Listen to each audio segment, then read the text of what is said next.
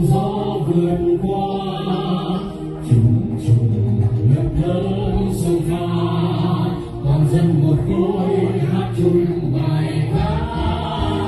Một con tim hướng về anh thái dương, giao lưu tình thương một mái nhà chung. Người người cùng xa bên vai nhau, niềm tin vững bước tiếp theo lời ca. Đoàn kết đại đoàn kết, thành công đại thành công.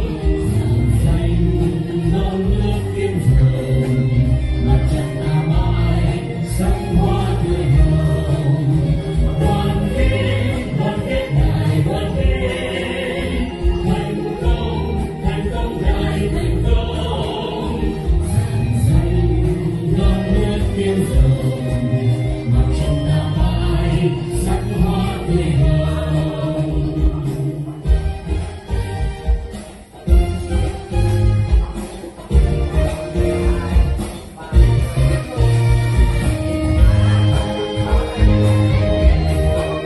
Của ta giữa lá cờ đảng, sóng gió vượt qua trùng trùng ngập lớn sông pha, toàn dân một khối hát chung bài ca.